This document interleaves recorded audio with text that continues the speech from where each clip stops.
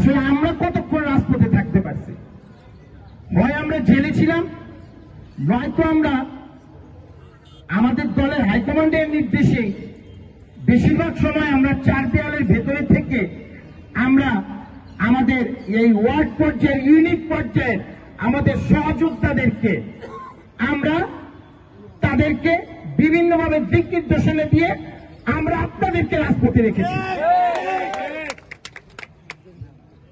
সেই কারণে আমি বলবো যে আমরা যে নেতা, ইভেন আজকে যে রফিকুল আলম মজনু কিংবা তানভীর আহমেদ রবিন যে সদস্য সচিব, সেটা আপনাদের কারণে, যারা ওয়ার্ড পর্যায়ের নেতা। আপনাদের ভূমিকাটাই সর্বোত্তম ভূমিকা এবং সর্বোচ্চ ভূমিকা ছিল। আর আরেকটা কথা না বললেই না, সেটা হচ্ছে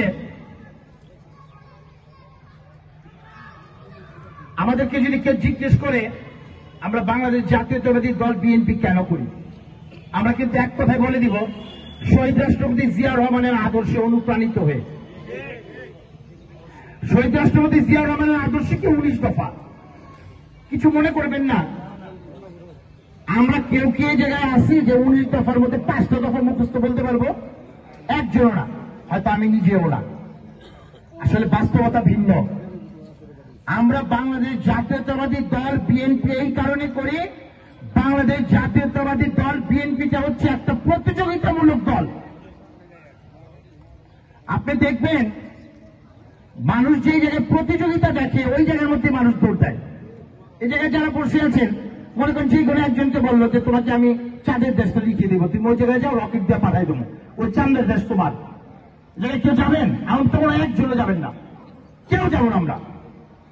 আমরা সেই জায়গায় যেতে চাই যে জায়গাটায় অনেক বেশি লোক থাকে। আপনি দেখবেন পাশে আমাদের প্রাইমারি স্কুল থাকে, ওই জায়গায় আমরা কেউ বাচ্চাকে ভর্তি করতে চাই না। আমরা ওই জায়গায় ভর্তি করতে চাই যে স্কুলের মধ্যে ভর্তি হওয়ার জন্য একটা সিটের জন্য 10 জন 15 জন থাকে। পাশে ঢাকা বিশ্ববিদ্যালয়, কত বিশ্ববিদ্যালয় রেখে সবাই ঢাকা বিশ্ববিদ্যালয়ে ভর্তি হতে চায় কেন? ওই জায়গায় প্রতিযোগিতা আছে, তাই মানুষ প্রতিযোগিতামূলক জায়গায় মানুষ বেশি থাকতে চায়। এইটাই হচ্ছে হিউম্যান সাইকোলজি, এইটাই মানুষের ধর্ম। আজকে আমরা বিএনপিকে ভালোবাসি। আমরা দেখছি 5 তারিখের আগে জুলাই অভ্যুত্থানে এই দেশে আওয়ামী লীগ ছাড়া আর কোন লোক ছিল না।